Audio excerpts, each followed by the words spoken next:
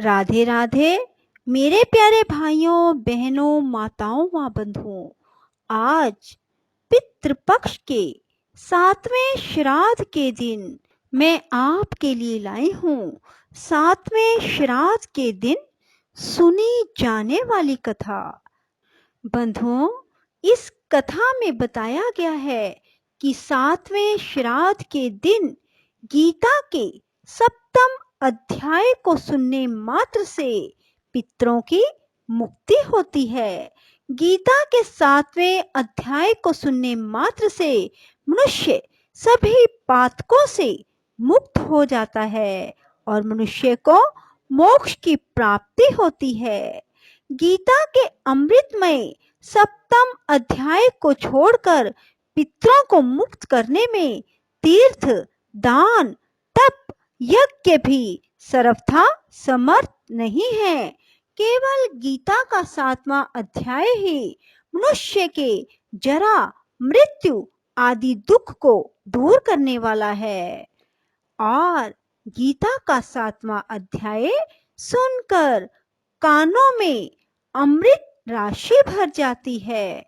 बंधुओं, यदि आपने हमारे चैनल को अब तक सब्सक्राइब नहीं किया तो जरूर करें और बेल आइकन दबाना ना भूलें ताकि आपको हमारी आने वाली सभी वीडियोस की जानकारी सबसे पहले हो सके। बंधुओं, वीडियो को पूरी सुनने के बाद कमेंट बॉक्स में जय पितरदेव जरूर लिखें। भगवान शिव कहते हैं, हे पार्वती, अब मैं आपको एक ऐसी कथा सुना रहा हूँ जिसे सुनकर कानों में अमृत राशि भर जाती है। पाटलिपुत्र नामक एक दुर्गम नगर है जिसका गोपुर अर्थात द्वार बहुत ही ऊंचा है। उस नगर में शंकुकरण नाम का एक ब्राह्मण रहता था। उसने वैश्यवृत्ति का आशय लेकर बहुत धन कमाया, किंतु ना तो कभी पितरों का तर्पण किया ना देवताओं का पूजन किया। वह धन उपार्जन में तत्पर होकर राजाओं को ही भोज दिया करता था। एक समय की बात है, उस ब्राह्मण ने अपना चौथा विवाह करने के लिए पुत्रों और बंधुओं के साथ यात्रा की। मार्ग में आधी रात के समय जब वह सो रहा था, एक सर्प ने कहीं से आकर उसकी बाह में काट लिया। उसके काटते ही ऐसी अवस्था हो गई कि मणि, मंत्र और औषधि आदि से भी उसके शरीर की रक्षा असाध्य जान पड़ी। तत्पश्चात कुछ ही क्षणों में उसके प्राण पखेरु उड़ गए। फिर बहुत समय के बाद वह प्रेत सर्प योनि में उत्पन्न हुआ। उसका चित्त धन की वासना में बंधा था। उसने पूर्व वृतांत को स्मरण करके सोचा, मैंने जो घर के बाहर करोड़ों की संख्या में अपना धन गाड़ रखा है, उससे उन पुत्रों को वंचित करके स्वयं ही उसकी रक्षा करूंगा। एक दिन सांप की योनि से पीड़ित होकर पिता ने स्वप्न में अपने पुत्रों के समक्ष आकर अपना मनोभाव बताया। तब उसके निरंकुश पुत्रों ने सवेरे उठकर बड़े विस्मय के साथ एक दूसरे से स्वप्न की बातें कही। उनमें से मझला पुत्र कुदाल हाथ में लिए घर से निकला और जहां उसके पिता सर्प योनि धारण करके रहते थे, उस स्थान पर गया।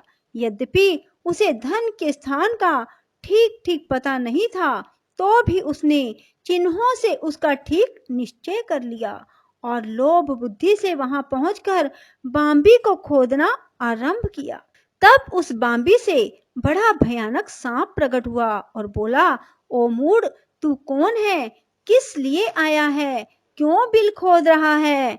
अथवा किसने तुझे भेजा है? यह सारी बातें मेरे सामने बता। पुत्र बोला, मैं आपका पुत्र हूँ, मेरा नाम शिव है। मैं रात्रि में देखे हुए स्वप्न से विस्मित होकर यहाँ का स्वर्ण लेने के लिए कौतूहल से आया हूँ। पुत्र की यह वाणी सुनकर वह सांप हंसता हुआ उच्च स्वर से इस प्रकार स्पष्ट वचन बोला, यदि तू मेरा पुत्र है तो मुझे शीघ्र ही बंधन से मुक्त कर मैं पूर्व जन्म के गाड़े हुए धन के लिए ही सर्प योनि में उत्पन्न हुआ हूँ। पुत्र ने कहा, पिताजी आपकी मुक्ति कैसे होगी, इसका उपाय मुझे बताइए, क्योंकि मैं इस रात में सब लोगों को छोड़कर आपके पास आया हूँ। पिता ने कहा, बेटा गीता के अमृतमय सप्तम अध्याय को छोड़कर मुझे मुक्त करने में तीर्थ, दान, तप और यज्ञ भी सर्वथा समर्थ नहीं है। केवल गीता का 7वां अध्याय ही प्राणियों के जरा, मृत्यु आदि दुख को दूर करने वाला है। पुत्र, मेरे श्राद्ध के दिन सप्तम अध्याय का पाठ करने वाले ब्राह्मण को श्रद्धा पूर्वक भोजन कराओ, इससे निसंदेह मेरी मुक्ति हो जाएगी। बस अपनी शक्ति के अनुसार पूर्ण श्रद्धा के साथ वेद विद्या में प्रवीण अन्य ब्राह्मणों को भी भोजन कराना। सर्प योनि में पड़े हुए पिता के वचन सुनकर सभी पुत्रों ने उसकी आज्ञा के अनुसार उससे भी अधिक किया। तब शंकुकरण ने अपने सर्व शरीर को त्याग कर दिव्य देह धारण किया और सारा धन पुत्रों के अधीन कर दिया।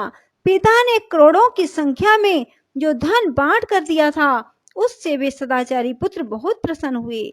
उनकी बुद्धि धर्म में लगी हुई थी, इसलिए उन्होंने बावली, कुआं, पोखरा, यज्ञ, देव मंदिर के लिए उस धन का प्रयोग किया और अन्नशाला भी बनवाई। तत्पश्चात 7वें अध्याय का सदा जप करते हुए उन्होंने मोक्ष प्राप्त किया।